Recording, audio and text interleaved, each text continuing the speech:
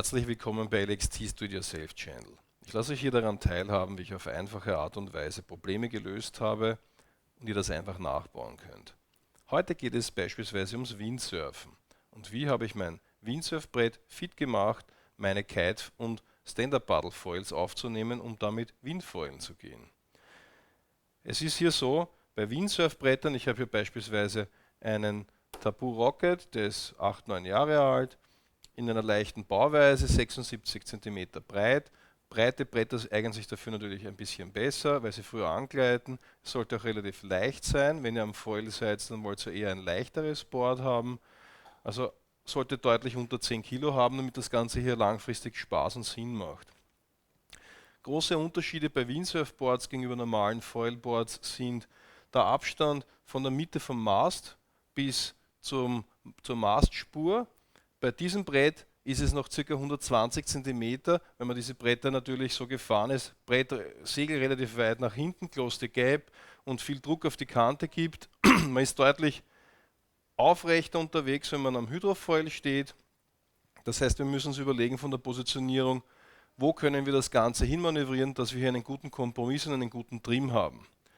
Ein Thema, was viele haben, ist, ich habe hier eine Powerbox, einen Adapter auf Powerbox. Ich halte derzeit nicht viel davon, von der Haltbarkeit. Es kommen hier relativ hohe Kräfte zur Anwendung.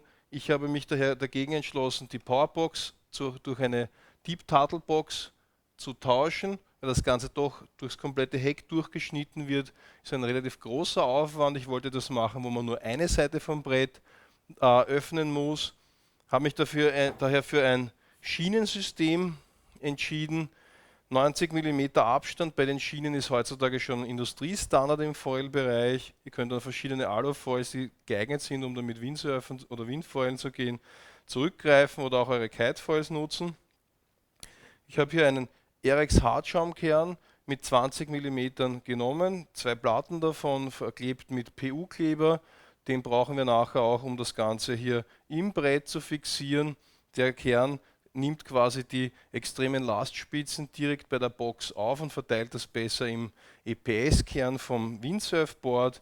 Ich habe hier Chinhook Finboxen genutzt, die extra strong Version. Das ist eben ABS mit Fiberglas verstärkt, um hier eine gute Haltbarkeit zu erreichen.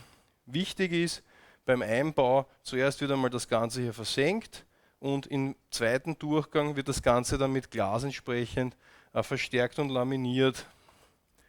Um die Position zu finden bei diesem Windsurfboard musste ich mir einerseits übertragen, die Längsachse vom Brett, die hat vom Dekor deutliche Abweichungen gezeigt, und auf der anderen Seite habe ich mir hier eben eine Nullposition, wie weit kann ich in der Mastspur neutral zurückrutschen, um hier trotzdem gutes Angleitverhalten zu haben. Dann habe ich eben hier gesucht, dass ich hier eine Position finde, circa 90 cm zur Mastmitte. Wenn ich das Ganze montiert habe, in diversen Videos werdet ihr finden, Leute erwähnen 84 cm bei Windfoils als idealen Abstand, beziehungsweise aus meiner Sicht wäre es so, dass sogar 80 anzustreben wäre, wenn das Volumen hier passen würde. Meistens haben wir im Heck aber zu wenig Volumen und die Mastspur ist zu weit vorne. Das heißt, Kompromiss, ich habe die Gabel ein bisschen nach oben gegeben beim Rig und nutze 32 Inch Trapezdampen, was auch die Bewegungsfreiheit deutlich verbessert. Also aus meiner Sicht nicht mal ein Kompromiss, sondern eine gute Lösung. Und ihr werdet hier sehen, hier ist die Powerbox, von der bin ich im Endeffekt gerade von hier nach vorne mit der Box, mit den beiden US-Boxen vorgerutscht. Auf der vorderen Position mit diesem 90 Abstand kann ich es benutzen mit den normalen Stand-Up-Paddler und Kitefoils. Auf der hinteren Position kann ich es eben auch nutzen mit normalen Windfoils. Bei denen ist nämlich der Abstand zwischen Mast und Wing auf der Fuselage meistens 4 bis 5 cm länger, als wenn ihr das vergleicht mit einem normalen Kite- oder Surffoil. Um eben hier die Belastung von den Fußschlaufen durch den Druckpunkt richtig zu verteilen. Was ihr noch beachten müsst, ist beim Montieren von dem Ganzen, als erstes lasst ihr quasi hier die Box ein, dann schleift ihr den ganzen Bereich frei von diversen Oberflächenbehandlungen hier. Wir müssen wirklich bis zum Glas runter, alles an Gelcoat runter oder Kunststoffdesign, was auch immer beim Surfbrett oben drauf sein sollte. Und bis das Ganze wirklich glänzt, dann bekommt ihr einen guten Verbund mit dem Epoxy hin.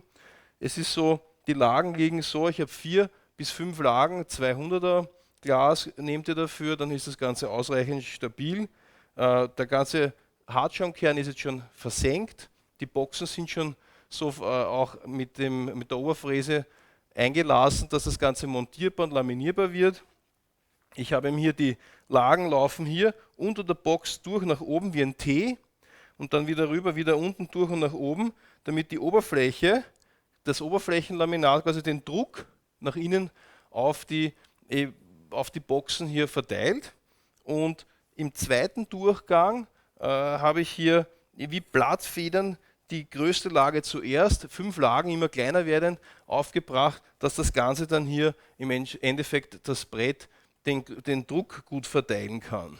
Bei Fragen könnt ihr gerne eine Frage dalassen. Wenn es euch gefallen hat, auch ein Like. Im Anschluss seht ihr einerseits das Brett in Action, aber auch wie das Ganze nochmal genau gebaut worden ist. Die einzelnen Schritte habe ich dokumentiert. Ist natürlich eine feine Sache, wenn man kein neues Brett kaufen muss, sondern mal die ersten Schritte mit einem bestehenden Brett machen kann. Im Gedanken des Recyclings ist das ja auch keine schlechte Sache, wenn man nicht alles immer komplett neu kaufen muss, schon doch das Geldbörsel. Nutzt auch entsprechendes Schutzequipment natürlich, passt auf, Atemschutz, entsprechende Handschuhe und gute Belüftung vom Raum und ein guter Staubsauger, gerade wenn ihr Carbon oder Glas schleift, ist eine gute Sache.